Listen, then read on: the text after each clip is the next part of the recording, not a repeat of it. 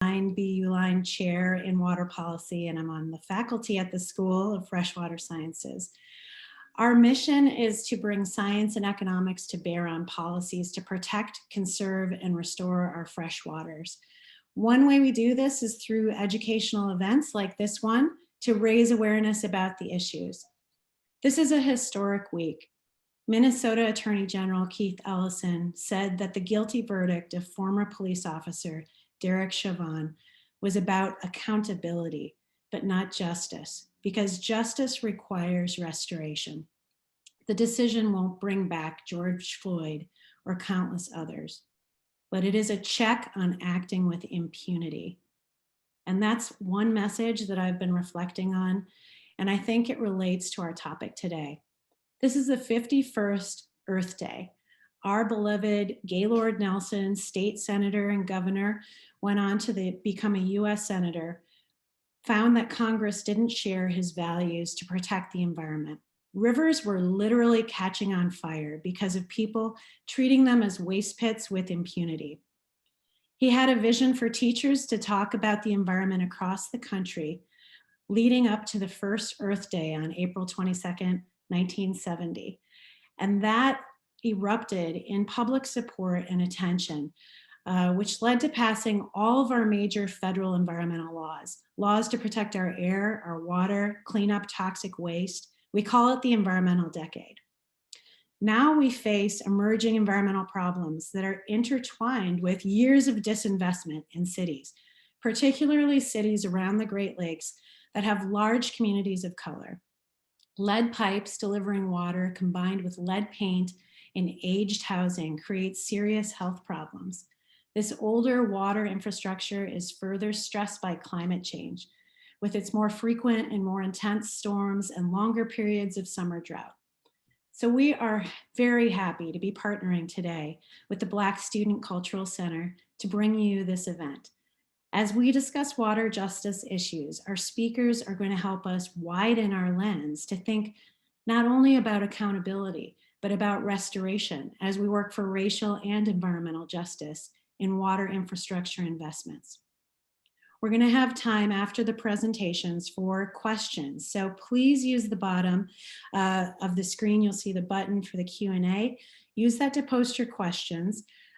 We also have several sponsors who've donated items that we will be giving away after the event. So your name's already entered into the raffle by attending today, but it will be entered again if you ask a question.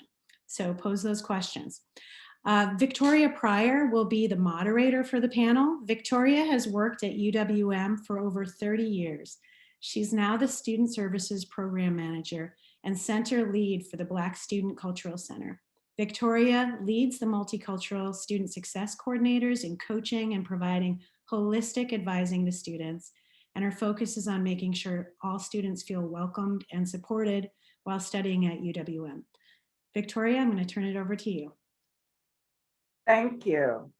Welcome to everybody. Again, my name is Victoria Pryor. I'm the Student Services Program Manager for the Black Student Cultural Center. This is a wonderful day, and I'm so happy to be the moderator for this event, celebration of Earth Day Water Justice. I would first like to introduce Monica Lewis-Patrick. Monica Lewis-Patrick is the CEO and president of one of the founders of the We the People of Detroit, WPD. Known as the Water Warrior, Monica is actively engaged in the struggle for access to safe, affordable water for all under-resourced. She currently serves as a member of several organizations, boards, and committees dedicated to water equity, including World Water Justice Council, the International Joint Commission Great Lakes Water Quality Advisory Board, and the Michigan Advisory Council on Environmental Justice. She is one of the leaders at the forefront of the water rights struggle in Michigan. Our next presenter will be Brenda Cooley. Brenda is the co-executive director of Milwaukee Water Commons, and she brings a long-standing commitment to social justice and community organizing.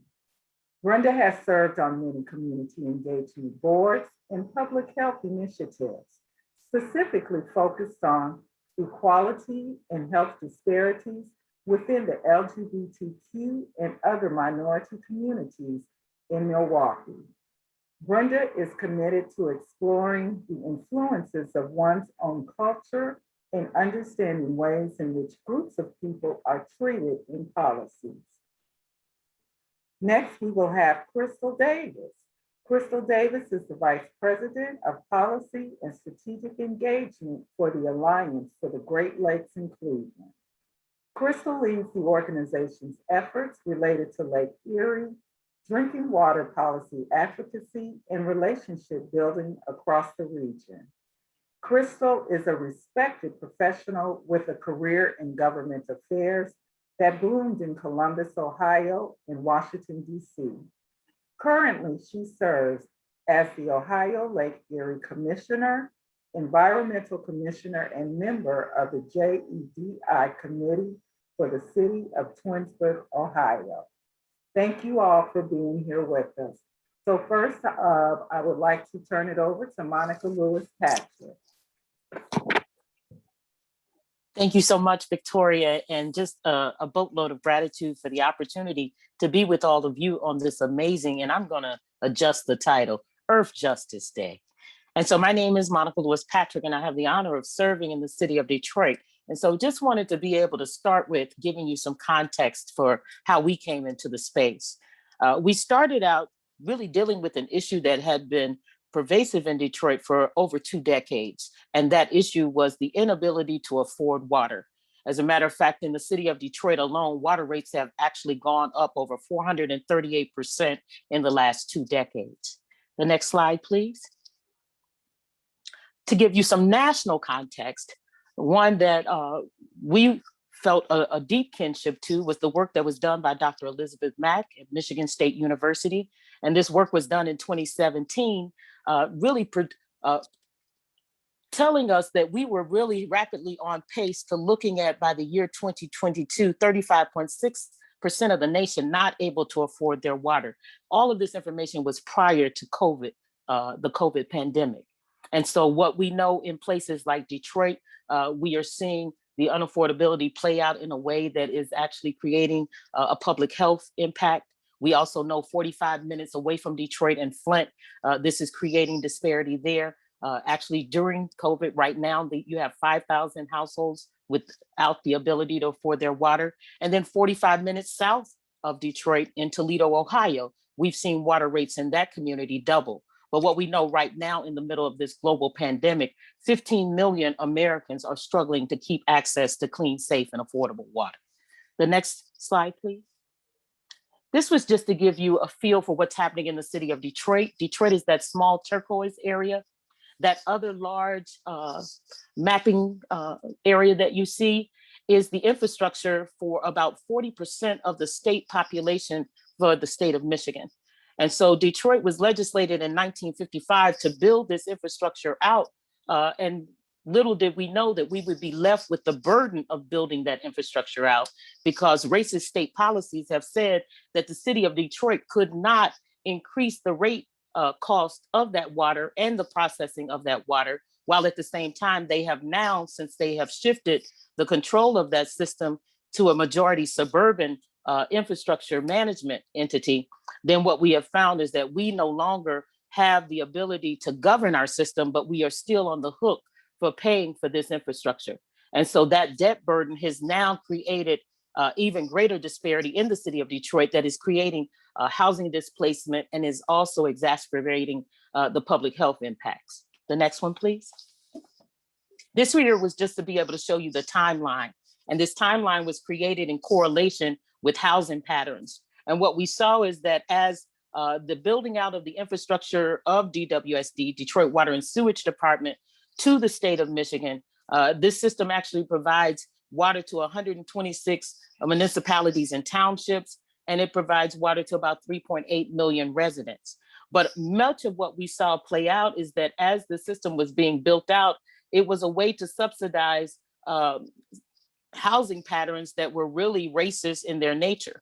And so even till this day, what we still are seeing is that many folks in Michigan, because of the racist divide, do not understand that the only reason that they have access to water infrastructure is because Detroit paid for it.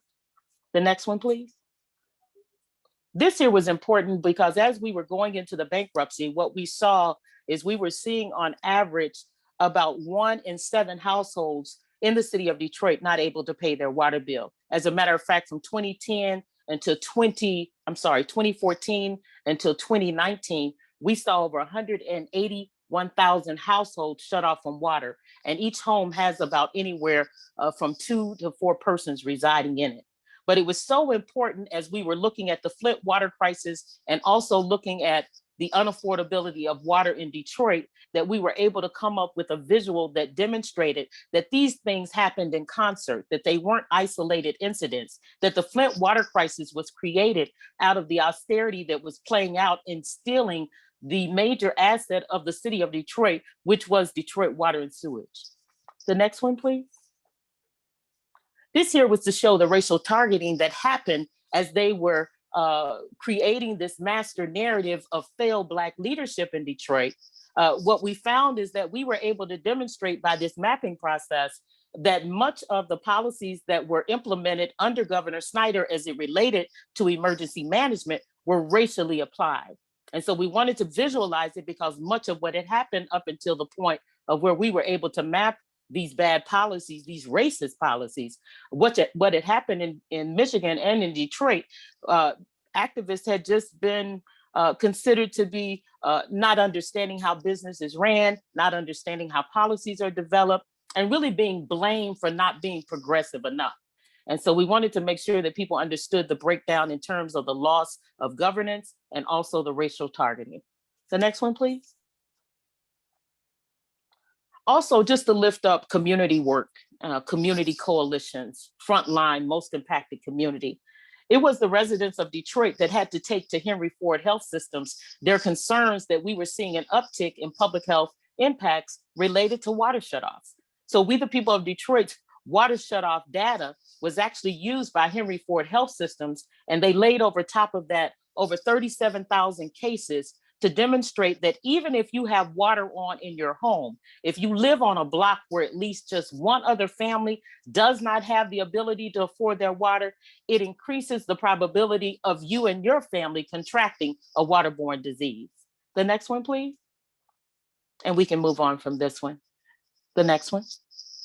We also, as a community, had to provide a pathway to be able to map not only what was happening around water shutoffs and public health disparity, but then we had to be able to take that information and synthesize it in such a way that the community could digest it, but also we could get that to legislators. We did that by collaborating with the food bank. So this is why this photo is there. The next one, please.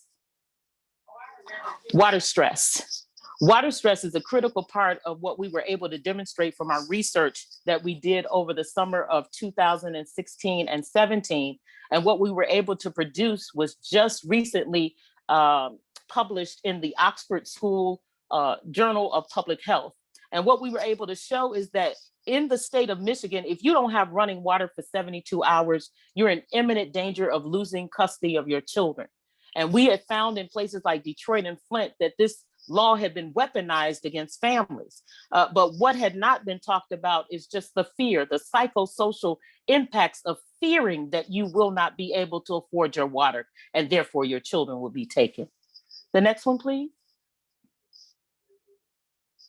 This one here was just to demonstrate water shutoffs, because as we were hearing that it was all in our minds, that Black folks were just making it up or didn't want to pay their fair share, we were able to map out that it wasn't just happening to poor and low wealth members of the community, that there really was no place in the city of Detroit, even for those middle income and upper income folks that had not experienced some form of the weightiness and the water burden of unaffordable water rates. The next one, please. This one here is just to show the impact that would have on homes in the city of Detroit as it relates to children in 2018. The next map, please. This one was one that we developed in the middle of COVID to show the correlation between water shutoffs and what we were seeing play out in the community as it relates to COVID impacts.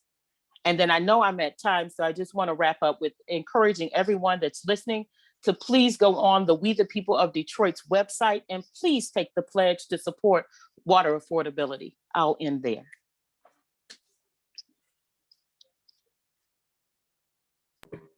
Thank you.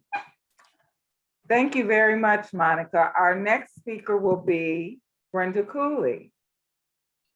Thank you, everyone. I want to say happy Earth Justice Day, and I want to give a shout out to my fellow water warriors, Monica and Crystal. Can we do the next slide, please? A little bit about Milwaukee Water Commons. I'm the co-executive director of the organizations. We've been in existence since 2008, and we have a mission that says we are about a cross-city network that fosters connection, collaboration, and broad community leadership. And we promote stewardship of and equitable access to shared decision-making for our waters. Next slide, please.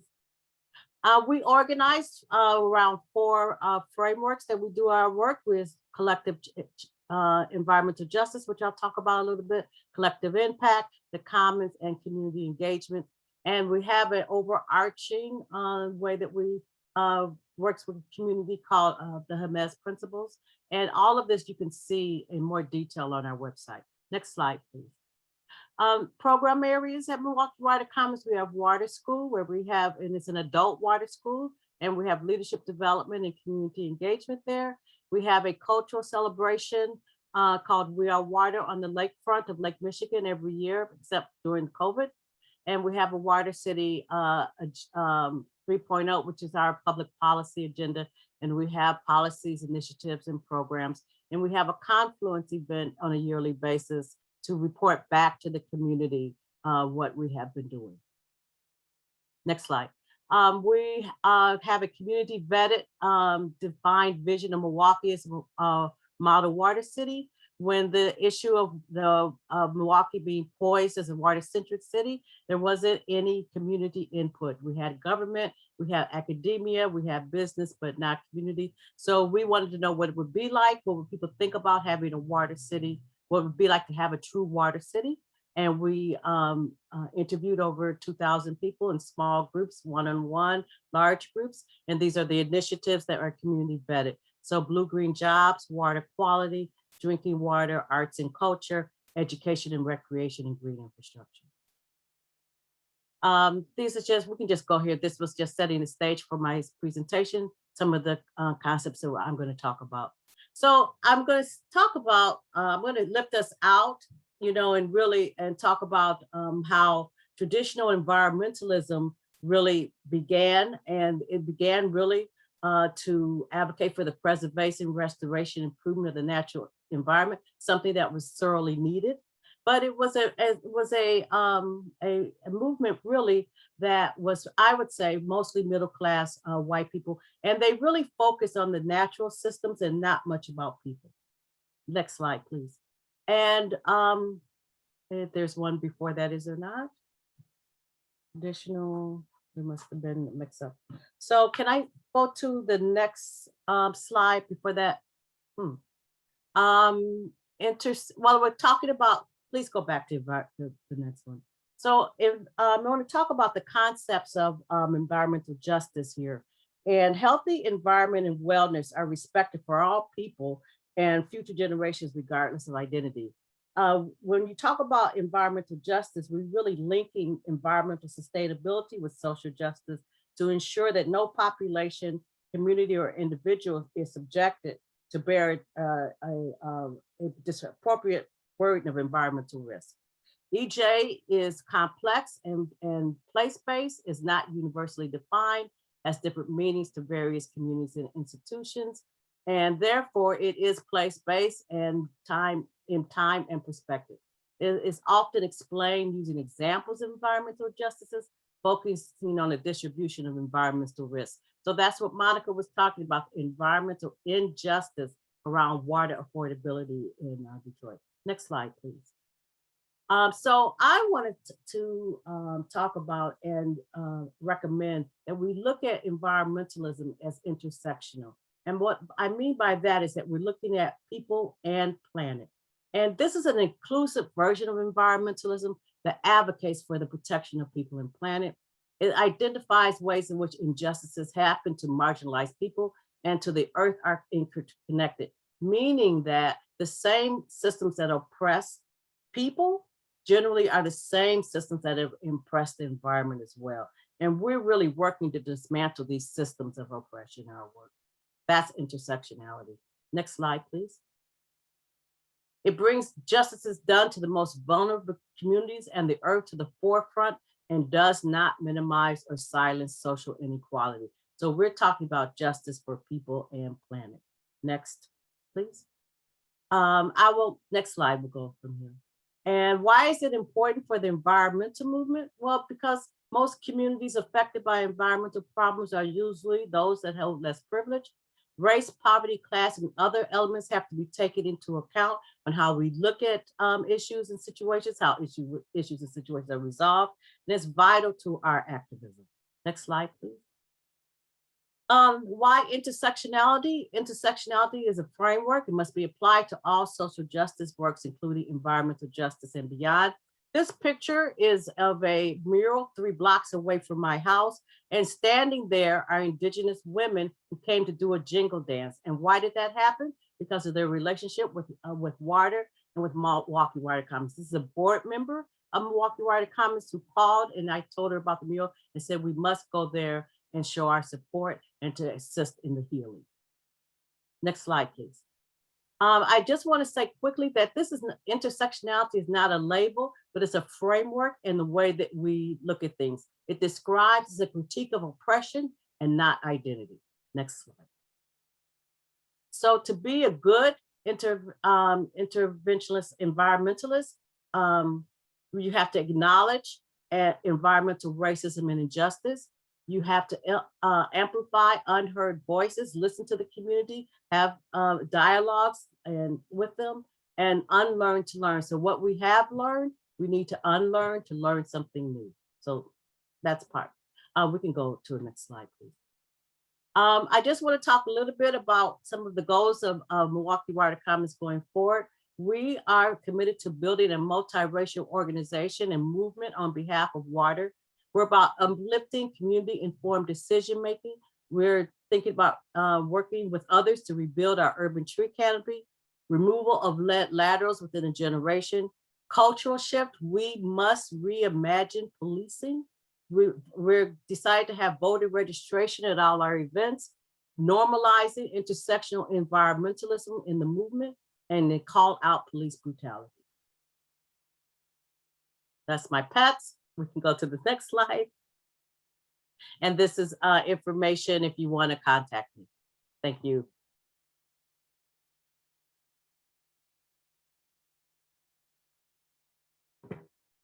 Thank you, Brenda. Next, we will have Crystal Davis. Good afternoon. Thank you so much for the opportunity to be here. Thank you to the UW-M Black Student Cultural Center and the Center for Water Policy for having me today. You can go to the next slide. I am pleased to have the honor of being able to present alongside of these water sisters of mine who are fierce from the community to Capitol Hill. Let me tell you, they kill it, and I am happy to just be amongst their ranks today. They do that, and so I'm happy to be in their company. Secondly, this presentation is important to me because Milwaukee is where I was born. This is home, and I lost my grandmother a couple years ago, but this is where grandma stayed, and grandma was fond of UW-M, as she called it. And so I went to North 12th Street and West Concordia every summer. And so this is a fond memory for me, and it's a pleasure to be with you here today. Next slide. And so the Alliance for the Great Lakes is a regional organization. We are about 51 years old. We're based in Chicago with 5 offices throughout the Great Lakes states. I'm based in Cleveland. We work on a myriad of water issues. We like to separate it in 3 big buckets. That's the easy way to talk about it. It's aquatic invasive species, agriculture and water issues, and then there's the drinking water side of things. And those are the policy focuses for us. In addition to that policy work, which is the primary focus of our organization, we also do some stewardship programs like our signature Adopt a Beach program and our Alliance Ambassadors program. And so we're excited about this work and work in a myriad of geographies. A lot of times I get this question, Crystal, will you do this presentation? And I want you to give the regional perspective. And over time, I've started to ask myself, so what is the regional perspective? Because there's not a regional level of government. Like there's federal, and there's state, and there's local, but there's not a regional body of government. And over time, we've really boiled it down to the fact that the regional perspective is just the sum total of a number of state and local policies and a macro look at the impact that they have at the regional level. And so when you really look at it that way, it's really about what happens at the state, what happens at the local level. And when you look at it that way, all politics are local. And so it always boils down to the community. It boils down to the people. And so often as the first generation college student, as the only political person in my family, folks say, why are they always bugging us about voting? Because it always boils back down to the community. And it's so important. And people power is what matters. And so that's the regional perspective. It always boils back down to you. Next slide. And so this has been an emotionally charged year. I cannot say enough about that. We know that this week has been emotional. And like I talk about it so often, in June, everybody had a statement. Ben and Jerry's had a statement. Every environmental organization had a statement. Your dog catcher had a statement. And you're like, okay, everybody had a statement. The Alliance too had a statement. And one part of our statement that I was really proud about was social, racial, and economic justice are inseparable from environmental justice. We cannot achieve our vision of a Great Lakes enjoyed by all when systemic racism is allowed to permeate our society unchecked. But what I'm more proud of is that we were able to act beyond the statement. And so my charge to folks when I talk about these issues is, so what have you done beyond your statement? Because I know you issued a statement. And so let's talk about what you've done since your statement. And so that's what I love to talk about so often. And what I'm more proud of is that we started to act prior to that statement. We've done the community listening, and it's not just about listening. It's about acting on what you've heard. When we listened to community members and we heard that they cared about water affordability, and that was not a part of our priorities, that became a part of our priorities. And so when we heard about environmental justice from community members, that's our #1 priority. For a traditional conservation organization, it is now our #1 priority. And so I'm proud of that. Next slide. And so I wanted to title this, What Have You Done For Me Lately? But I was like, let's go the professional route. And so what have we done? So we had an affordability study in 2019 that really laid out that affordability is an issue of income inequality. And so it's not as exclusively a racial issue. It is a racial issue, but it's not exclusively a racial issue. It's an issue of income inequality. So that is an issue that is prevalent in both urban and rural communities. We've worked on water shutoffs during the pandemic. That took precedence over a lot of other issues. Right now, we're working on water rate setting case studies. When you talk about water affordability and water assistance, 2 separate issues, let's talk about them separately. And so when you're talking about water affordability, let's talk about changing the rate structures. And so what we're doing now is really studying rate setting processes so we can lift up some of those best practices. And then we're doing local candidate and resident engagement toolkits in a 501c3 compliant way, might I add, so that we can make sure that when there are local elections, folks are asking the questions that they need to about environmental justice issues. Next slide. And so there's a number of challenges that folks are dealing with across the region in terms of water issues, building the political will to win, Single movements. There's the environmental movement, and then there's the environmental justice movement. We can't win if we keep separating these movements. Sustained long-term funding. We have these pockets of one-time funds. That is a major challenge. And then integrating community voice. Can't say that enough. So many times we have these conversations where I'm the only person of color at the table. That is not okay. Next slide. So when we talk about challenges, we also have to talk about solutions. We need multi-sector movements with diverse representation, not only racially diverse, sector diverse. We need the business community at the table, the health community at the table to recognize the diversity of these movements. We need the authentic community engagement. And I always quote my dear friend, Kim Foreman with Environmental Health Watch out of Cleveland. That means from ideation to implementation. Don't just bring community in after it's always all said and done and say, how does it look? No, that means from when you first have that thought all the way through to the point where it's implemented. And then leverage these federal investments, all of these federal funds coming down. How do we make these funds sustainable? How do we prepare communities for this influx of funds?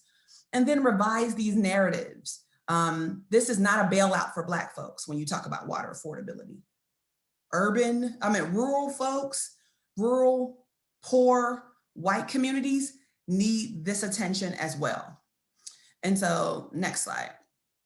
So I think that there's a lot of opportunity to really address these challenges.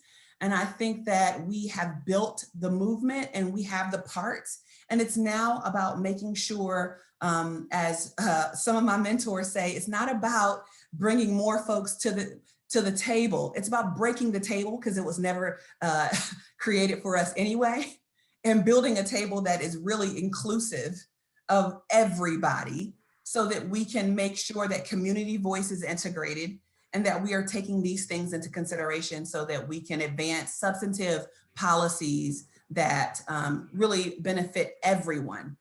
Thank you so much for the opportunity. Thank you.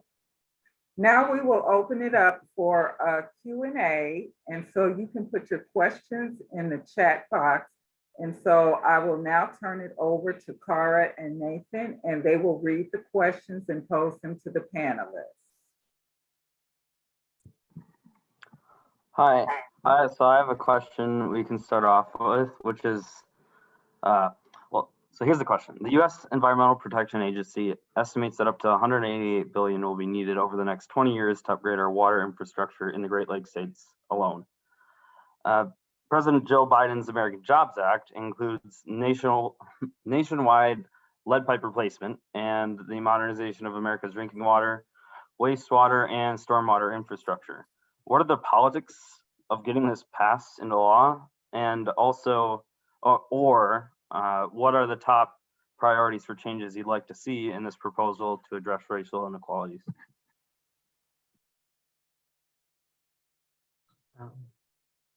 I'm not sure who should be answering, but I'll take a stab at it for a moment.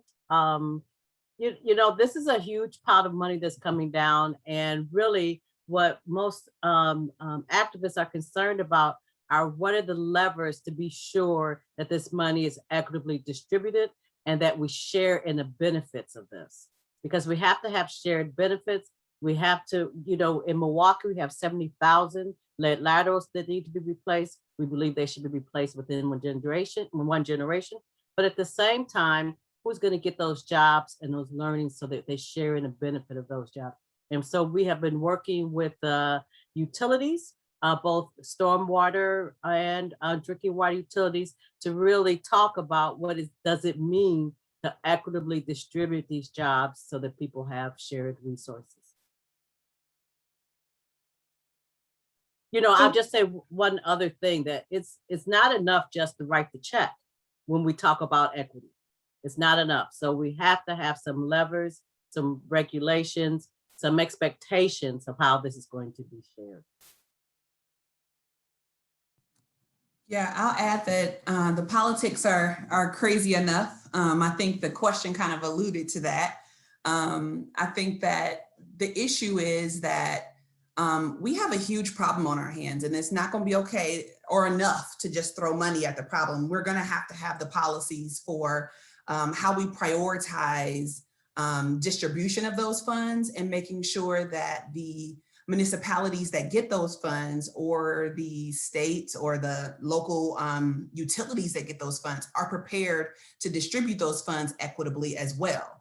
And so that there is a lot to take into consideration when we talk about dispersing those funds to community. There's a lot of conversation about the number of lead service lines, especially in the Great Lakes region. The #1 state with the #1 amount of lead service lines is Illinois, 750,000 lead service lines. #2, Ohio. And so how much money is it for each state? How do we prioritize those communities? What do the maps look like for those communities? Because even talking in our own states to say, okay, do you have the money to map those lead service lines? Can we even have a conversation about banning partial lead service line replacement? Even having that conversation is difficult locally. So I think that there's a lot to consider, and I'm looking forward to those conversations. And I will say one thing, but we are fortunate that we no longer have partial lead lateral replacement. So the whole lateral is replaced if they have to go in and change the lateral. But yeah, I think Crystal said it. Thank you guys for that answer. Another question we have in the chat. What are some of the best ways to engage community and individuals in creating this policy change to address the water affordability and infrastructure? I think anyone can answer that. I know, Crystal, you talked about the importance of engaging the community, you know, not just at the end, but really from the beginning. So I think that's a good question. Yeah, I think that's one of them. I'm going to let Pastor Monica Lewis Patrick here go ahead and preach a little sermon, give them a little taste there. I love you, VP. Just wanted to be able to help connect the dots really quickly. The youth are leading the way. And so we've been extremely excited about the fact that they have been able to take research data and science, mapping and visualization, but also art and culture, and merging it into a tool that has elevated the issues. One of the things that I would like to lift is the work that's happening in Flint. Flint has become the poster child for water toxicity and all that has failed in government at every level. But at the same time, in the middle of that, it was frontline communities that gathered their own water samples, that took that information to the EPA and to the government. It was that same community that then built the first youth-led water lab in the nation. And so we're extremely excited about the work that is happening because our youth are connecting those dots with us. And we believe that the next generation is going to be even more prepared to move policy. And what I would say to all of you young scholars on the phone or on the call is that you must deputize yourselves. No one is coming to save us. And so whatever expertise and knowledge that you have, please put it on the table. All hands on deck. No one gets out of this without putting some skin in the game. And so I'm hoping that the BSCC will join all of us as additional water warriors, because we can use all of your expertise.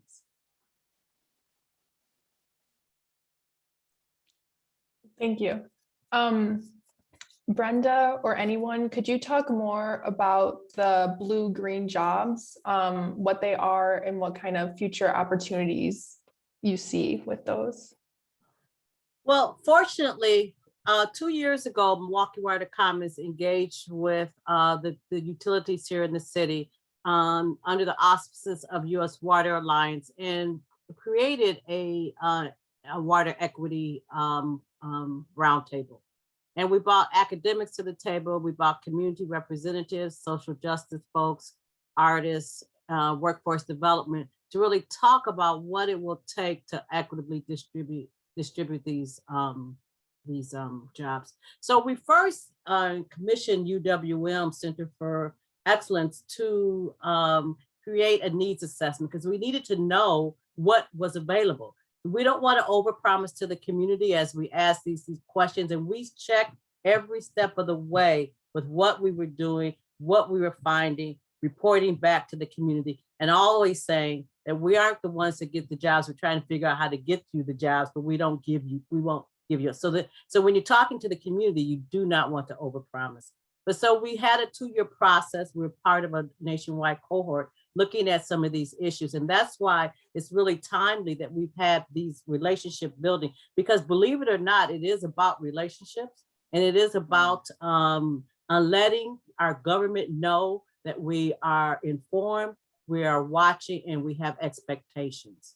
And so that's part of, so now water equitable distribution of these jobs is an expectation. We haven't got to fruition, but there's an expectation, which wasn't before. When we talked to this sector, they hadn't really thought about it. They think, well, we'll have the jobs, so they'll be equitably distributed. But we know that if you are not intentional about it, the status quo will take over. And the status quo means that white people will get most of the jobs. And so we have to be intentional about how those jobs are distributed. So that's one of the concerns of the community, and of that we have levers in place that demand and institute the thinking around these jobs for vulnerable populations and for people of color. And these jobs are living wage jobs that don't necessarily require an advanced degree. And when you look at that sector right now, it's probably about 95% white. And so that has to change. We have to have a different society. We have to reimagine what we can look like and do. Brenda, can I also offer that we have policies already on the books? Monica, what is the pathway to water affordability in Detroit? Well, what we know is the pathway in Detroit is first admitting that there's a problem. We have struggled over the last 2 decades in getting any political leader at the top of the pecking order in the seat of mayor to admit that there is this looming debt and weight of not being able to afford the water cost of the infrastructure. And so I think admitting it at first is the key step. And the second piece is going to be getting our arms wrapped around the data and the research. Right now, our utility will not report out as to how many people are shut off and how many people have been restored.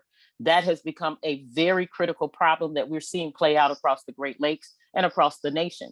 That reporting is critical for being able to really figure out how to right-size policy and budget to meet the need.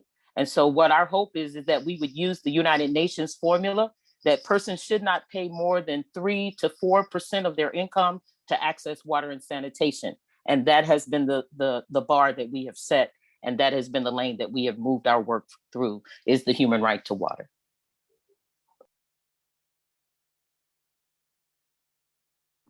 So I have a question for Crystal.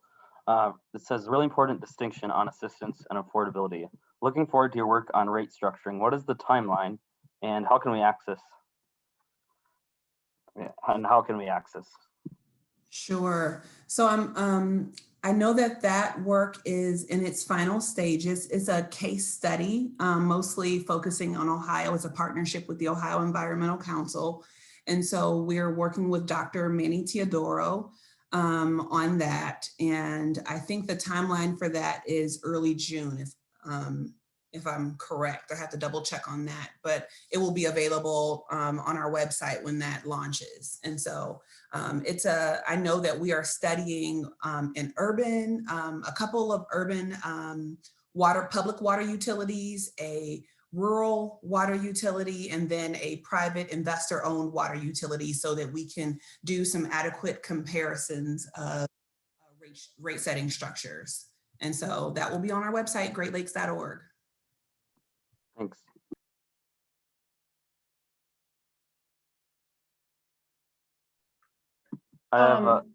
You can go.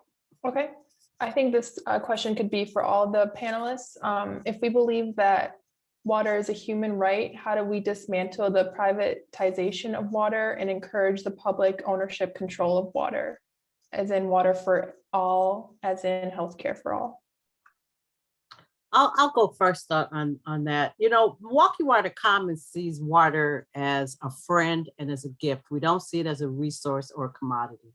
So I think what we have to have an expectation is to engage the community around stewarding the water and what that means. It's not just for our use. It is a gift to us. I believe the water gives that gift willingly, and our responsibility is to take care of it and to pass it on for 7 generations.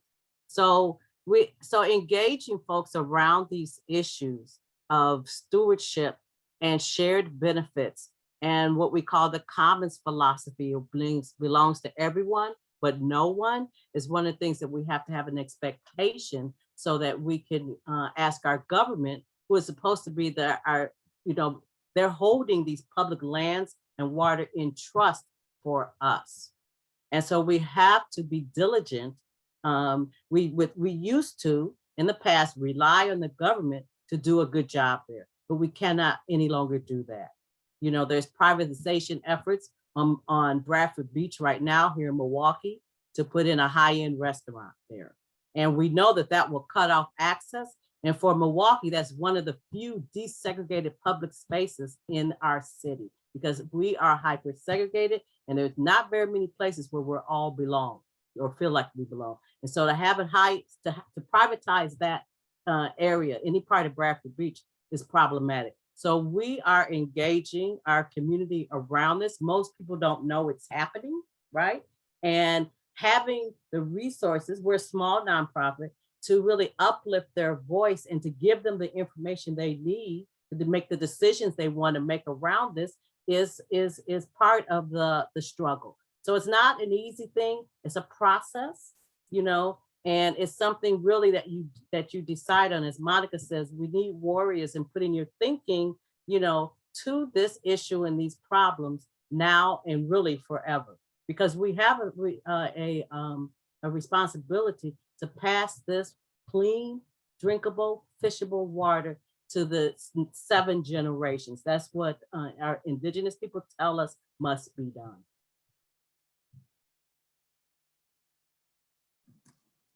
I think it boils down to who you elect to public office. Again, these are questions that you should be asking when you are at candidates forums, when you are educating yourself before casting your ballot. What is your stance on the privatization of water? What is your stance on a number of water-focused issues? So then you can hold these legislators accountable to their positions during their campaigning. And so that is why we are creating resources like a voter education toolkit to equip you with the right questions to ask and just to start the conversation. It will also have things like how to talk to reporters, how to write a letter to the editor, how to do all of these other things, because that's where you start those conversations prior to them getting into office. Once they already introduced the legislation, it's kind of an uphill battle to try to beat the legislation back, which is kind of the position we're in most of the time.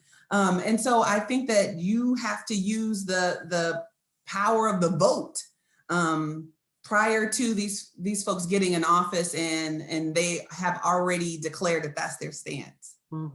I'll just say one more thing. And this is where really the intersectionality of environmentalism comes in, right? We are an environmental organization, but we're going to have booths for people to register to vote. We are now involved with voter repression, right? I mean, let's say it. It's happening as a wave across the country. These are the same systems that pollute, that have left legacy pollution in our rivers and in our lakes. It's the same thing. So we have to go at it in a more holistic. They're not separate. We've said this, they're interconnected. And so racial justice, social justice, and the planet are hand in hand. Can I just add this one quick piece? What we found through our research in looking at the bankruptcy, or what we consider the contrived bankruptcy in Detroit, many of the banks that were actually protected during the bankruptcy were also the same actors that have been a critical part of buying up the aquifers around the globe. And so just connecting those dots in terms of privatization of water, as Brenda lifted, we embrace that idea of it being the commons, and we have embraced indigenous practices. And I would lift up often as Westerners, we don't look at the international globe in terms of how people are managing and navigating these complex issues. I would lift up Cuchabamba. It was our young people that got us in these international exchanges with Cuchabamba to really begin to elevate our understanding that we didn't have to stay subservient to a system that was no longer serving us. So I just like to say that sometimes we get stuck in what we have not done well in America, and there are other best practices to look to. Thanks. I have one more last question to go over, and this is from Jim. It says, in 1987, Clifton versus Passaic Valley Water to the company case, New Jersey, recognizes that public water supply systems are subject to an overall public trust. By using this, wouldn't this create a legal duty that requires stewardship? Once water is first and foremost a public commons subject to trust principles, you get access, standing, equity, because public trust serves drinking water, sustenance, and other fundamental rights.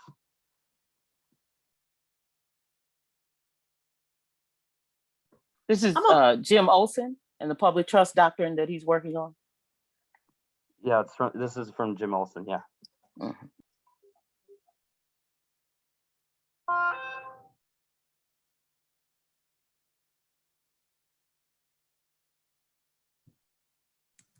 I'm sorry, I'm not clear on what the question is. So I'll defer. So there was a court case in 1987 that recognizes public water supply systems are subject to an overall public trust. Using this, wouldn't this create a legal duty requiring stewardship? And then it goes on to saying how that once we have we have trust principles, you can get access, standing, and equity because public trust serves drinking water and other fundamental rights for people. I'm going to hand this, ask Monica to answer this question, but I'm going to say one thing. And we have lots of laws. Laws and policies are not necessarily, that's a step. It is not the answer or the solution. And we tend to want to rely on those kinds of things, but we know as people of color how laws can be used against us and not equitably distributed, right? To that. So it's not enough to have, but yes, we have public trust doctrines. Absolutely. We have a compact around the Great Lakes about moving water around, right? But that doesn't mean that our government and our politicians don't find a way to get around that. So it always comes down to what Crystal talked about, the community and what we do to get to uplift the voices, because that's where the innovation is at the community level. That's where we're going to figure out how we're going to deal with some of the stuff that we do, these hairy things that we're dealing with. But laws and policies are not necessarily the answer. And I'll just add very quickly to that, everything you said, ditto. You bring equity and justice into every room on your two legs. No one's going to make you equitable. Looking at these policies, I appreciate Jim, and he has been fighting this fight for the public trust doctrine for 2 decades. But as Brenda stated, it has still not advanced the human right to water for many of us in our communities.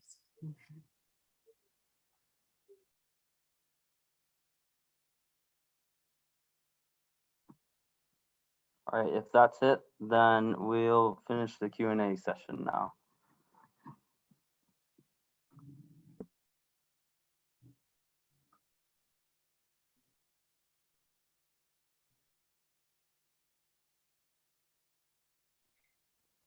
So at this time, we'd like to thank our sponsors for donating the prizes.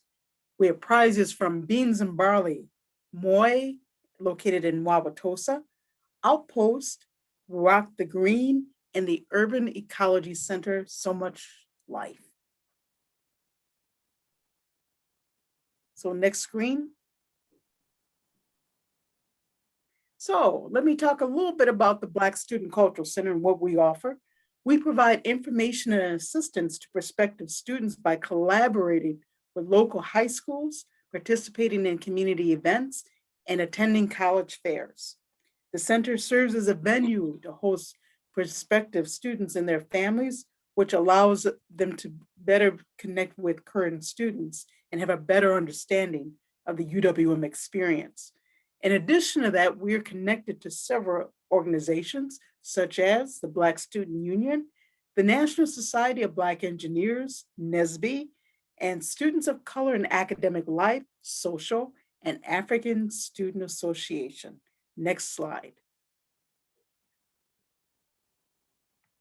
We also have events such as the Multicultural Open House, African-American faculty, staff, student, and alumni welcome reception, African-American graduation celebration, How to Get a 4.0 presentation series, the Diversity Career Fair, Panther Foundation for Success Internship Development Program, the UWM Summit on Black Male Youth, Game Night, Movie Night, and Multicultural Night. Next slide.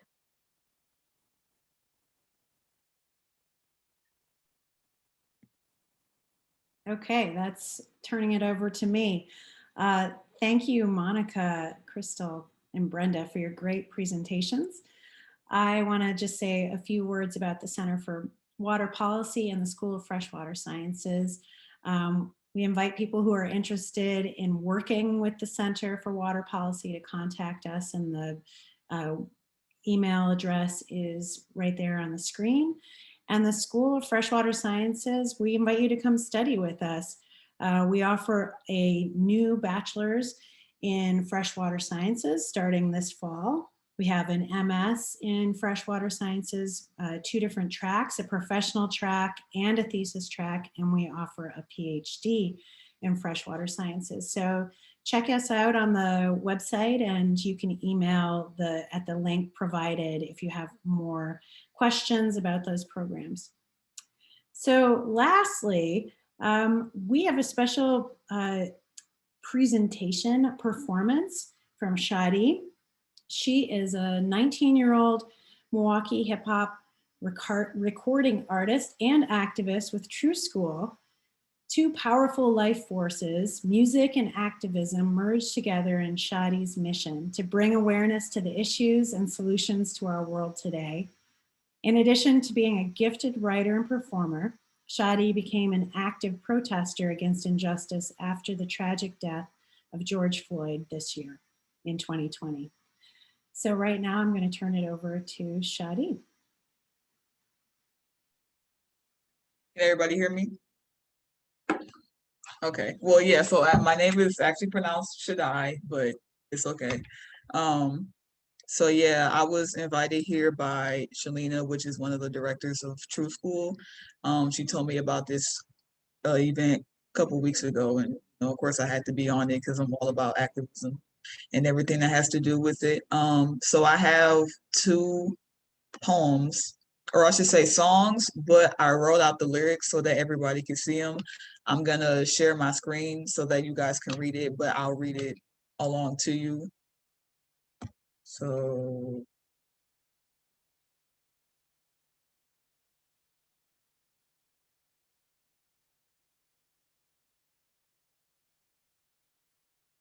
can you guys see my screen? Okay, so this first song is a song I wrote last year during about the beginning of COVID. I partnered with a Milwaukee producer. He goes by Q the Sun, and also Coalition. And I was a part of a group project with about 3 other hip hop artists in Milwaukee. And we each made a 1-minute song, just basically bringing light to the lead issues in the water and every which way that it affects us and everything like that. So The first one goes, stress to a coal, make the process hurt. Turn it to a diamond, cause the process work. But we led by the wrong thing, trying to get to holy water, but we all sink. Shoot me down, but not with the shotter. Kill me with agua, but now I'm making noise like a ghetto opera. Tearing up our brain, waiting for change. We'll rather drink the rain, but you won't count our pain. 1, 2, 3 into the 4. Money to the ceiling, but it never hit the floor. Water to your face, cause I'm trying to get you woke. March on to my people as we headed down the road. So that's the entire song, because each of our songs are only a minute long, but there goes the first one that I did. And then this next one is called Liquid Gold. It's one verse that I made on a collaboration song with another young lady from TRUE Skool. So I'm gonna read it to you guys. It says, water, water, like mother, father, you help me grow with your liquid gold, but they take your body, grow a tree, make a copy, turn it to a band, but it never hit your hand, can't stand it, rob you like a bandit, I'm offended, is it ever ending, ain't no bandage, gonna fix this problem, fix this problem. So that's the verse that I have on it. This song is available on TRUE Skool's YouTube page, the Liquid Gold one. You could just type in Liquid Gold 2, and then it'll show up by where it says TRUE Skool at, and then you can listen to the entirety of the song. And this second one is also available on YouTube. I think it's on the Milwaukee Rep page. Just type in Milwaukee and then REP. And then you'll see actually all of ours, mine, including the other artists as well. But yeah, so these are my little songs / poems that I wanted to share with you guys for Earth Day. And thank you. Thank you. All right, with that, we're going to close out the event. Thanks everyone for joining us. And there is a recording of this, so you can pass it on to others. Thank you. The future is bright. Thank you to our